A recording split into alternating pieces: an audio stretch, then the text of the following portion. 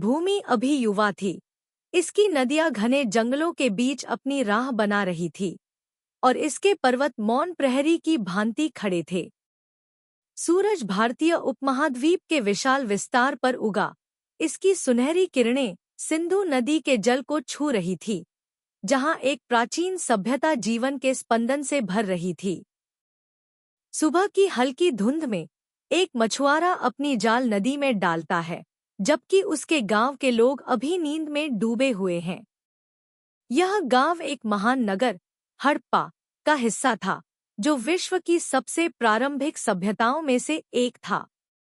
इसकी गलियां सुव्यवस्थित थीं, मकान पकी हुई ईंटों से बने थे और भूमिगत नालियां गंदगी को दूर ले जाती थी।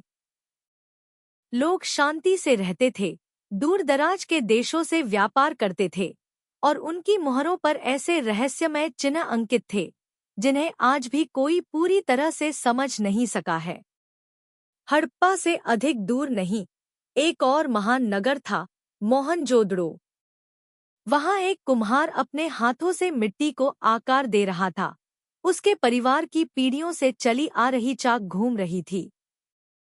उसकी पत्नी गेहूं पीस रही थी और ताजे पकाए गए रोटियों की महक गीली मिट्टी की सुगंध में घुल गई थी। बच्चे महान स्नानागार ग्रेट बाथ के पास खेल रहे थे। उनकी हंसी पत्थर की दीवारों से टकराकर गूंज रही थी। लेकिन नगरों की सीमा से परे घने जंगलों में एक और संसार अस्तित्व में था। यहाँ शिकारी और घुमंतू जनजातियां निवास करती थी, जिनका जीवन इन ईंटों के नगरों से अछूता था। वे नदियों के किनारे रहते थे, गुफाओं की दीवारों पर अपने जीवन की कहानियां चित्रित करते थे और उनके हथियार पत्थर व हड्डियों से बने होते थे। जैसे ही सूरज और ऊंचा चढ़ा, व्यापारियों का एक काफिला हड़प्पा के द्वार पर पहुंचा। वे दूर देशों से आए थे, राजस्थान से तांबा, अफगानिस्तान से लाजवर्द, लेपिस लाजुली और मसाले, जो आने वाले समय में कई साम्राज्यों की तकदीर बदलने वाले थे। एक पुरोहित राजा एक ऊंचे चबूतरे पर खड़ा होकर अपने नगर पर दृष्टि डाल रहा था। यह अनजान कि सदियों बाद ये नगर लुप्त हो जाएंगे और उनकी यादें केवल खंडहरों और अनसुलझे रहस्यों के रूप में शेष रह जाएंगी।